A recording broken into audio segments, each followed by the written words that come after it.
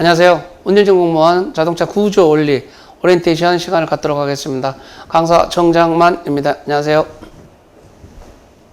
제 소개를 간단히 말씀을 드리고 진행을 하도록 하겠습니다. 저는 현재는 전국자동차검사정비사업조합연합회 정책기획실에서 정책실장을 맡고 있습니다.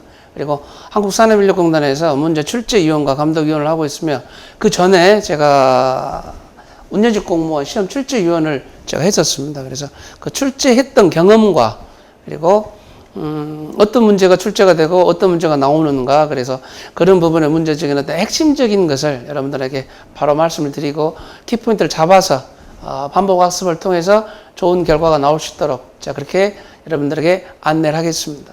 그리고 저는 이제 제가 쭉 취득했던 자격증입니다. 너무 좀 쓰기가 좀 그런 여러 가지가 있어서 다수로 표현을 했었고, 제가 이제 작성했던 교재 부분입니다. 참고로 말씀을 드립니다. 운전직 공무원, 담당 공무원 여러분들이 이제 취업을 하시면 가장 하는 업무가 있습니다. 가장 세 가지가 있는데, 첫 번째, 도청 및 시, 군청, 그리고 구청의 주민센터 및 산하기관에서의 운전 업무를 하는 게 여러분들의 업무입니다. 두 번째는 이제 문서 수발이라거나 불법 주정차 단속이라거나 현수막, 불법 현수막 제거, 그런 것들이 이제 여러분들이 해야 되는 1차적인 이제 업무가 되겠습니다. 교육청에서 근무를 하신다고 하면 스쿨버스라든가 감내버스, 그리고 대형 차량 업무를 보는 그런 경우가 있기 때문에 대형 차량 면허가 꼭 경력이 있어야 된다라는 게 이제 업무가 되겠습니다. 통상적으로 이제 운전직 공무원 시험 보면은 과목이 있죠. 자동차 구조 원리 및 도로교통 법규 해가지고 이게 한 과목입니다.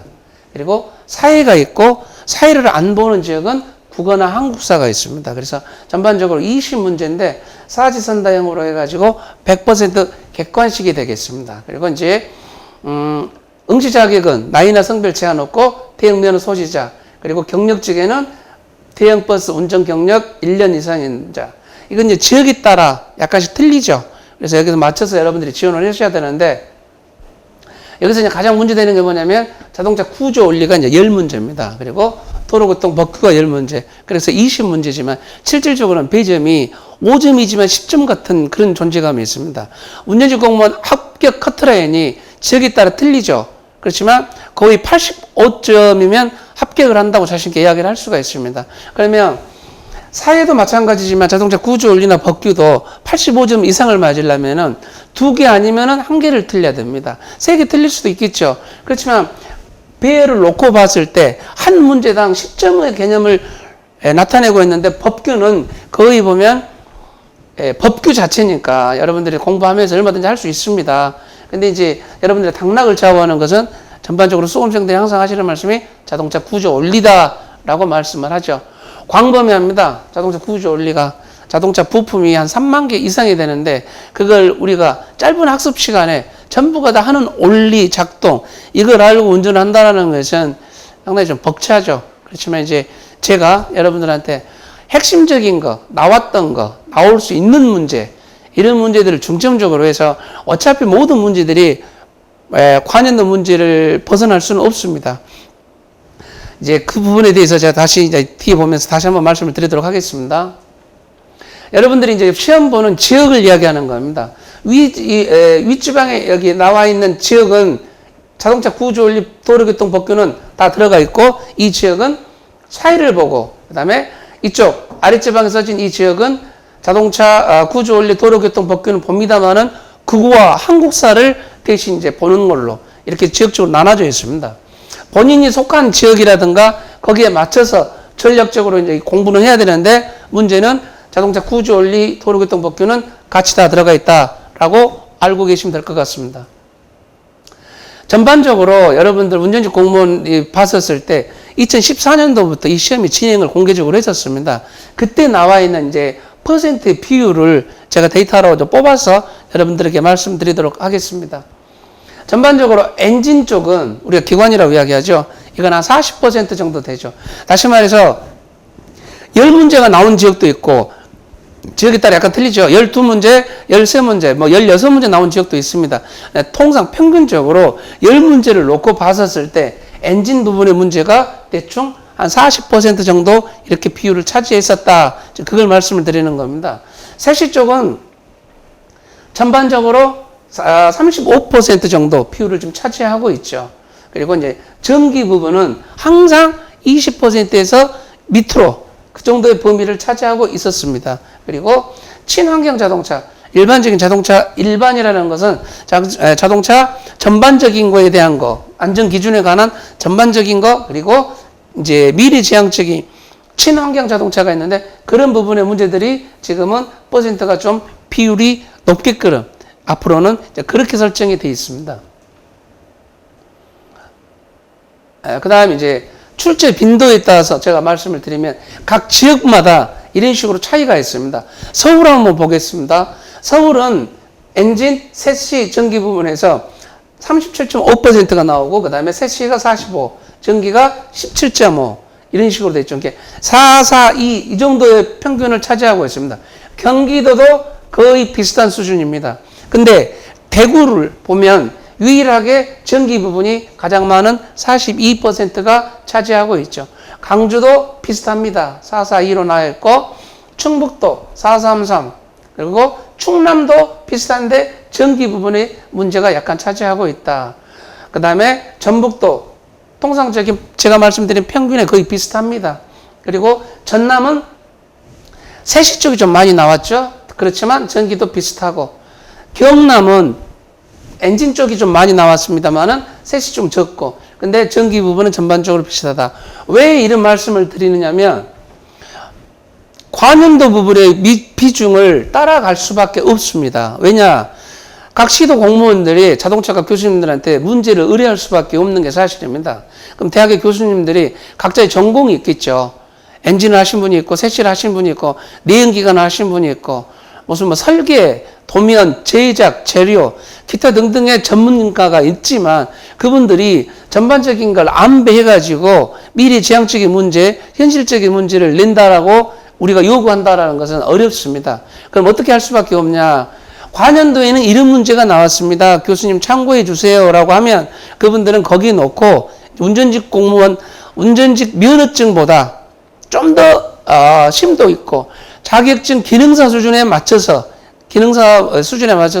문제를 출제를 합니다. 20문제를 출제해서 드리죠.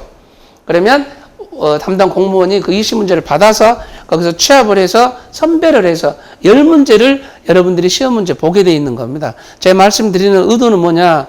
관연도에서 벗어날 수가 없다라는 겁니다.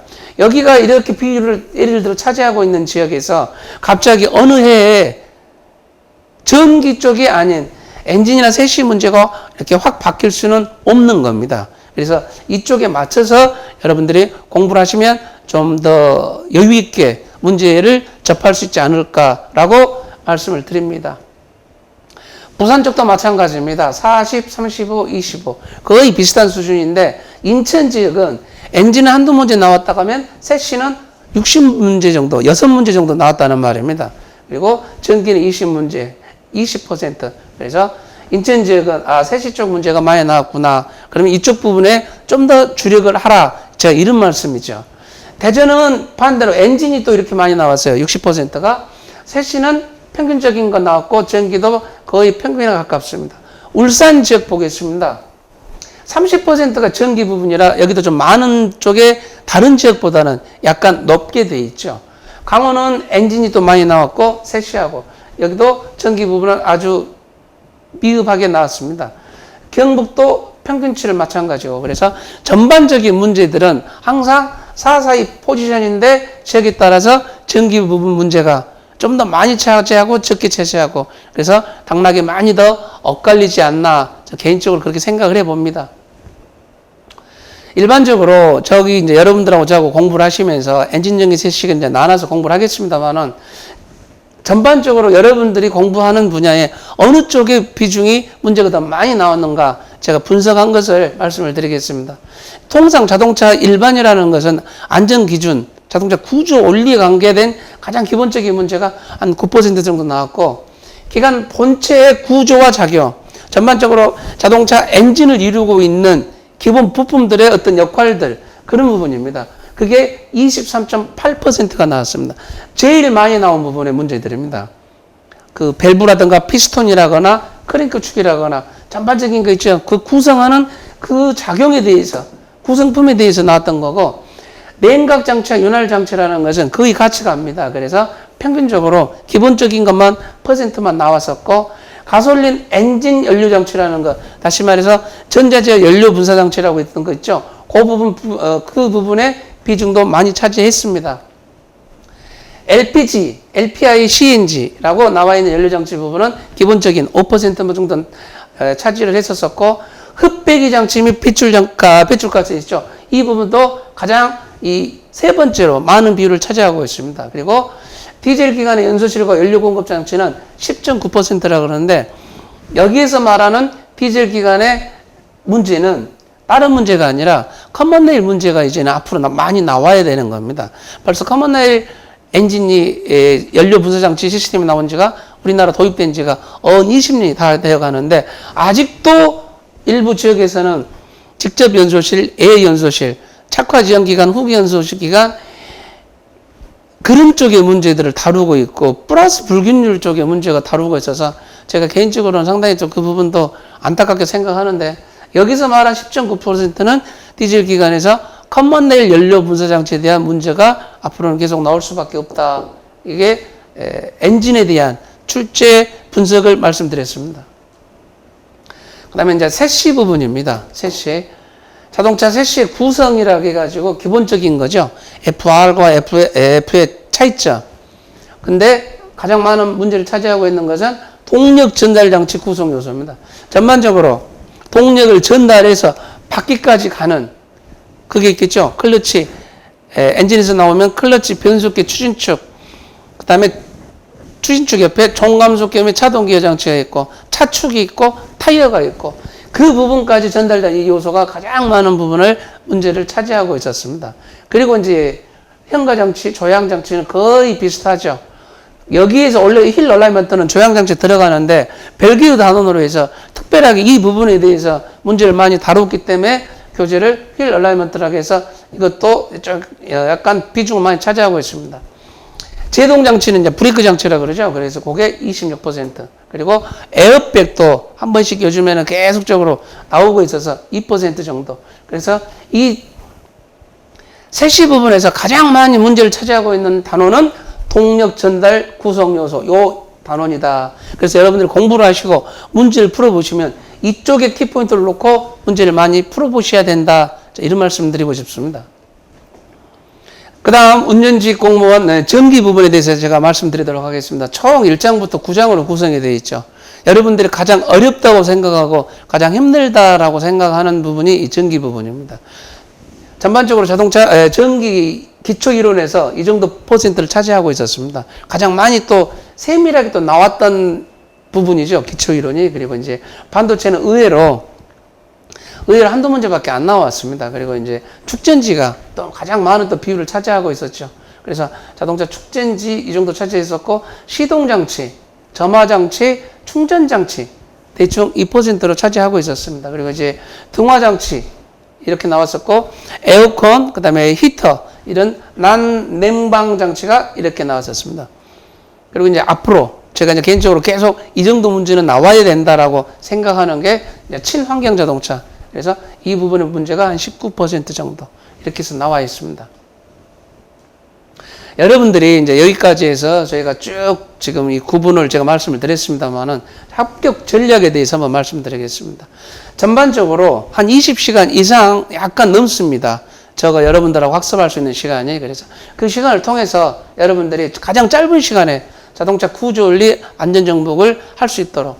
왜냐하면 여러분들 수험생들을 제가 개인적으로 만나서 이야기를 해보면은 다른 분야에 다른 직종에 근무를 하시면서 공부하는 수험생들도 의외로 이직을 하시려는 수험생들도 많이 있습니다. 제 말씀은 짧은 시간 내에 여러분들 효과를 봐야 됩니다. 그래서 그 부분에 대해서 그럼 어떻게 제가 해야 되느냐.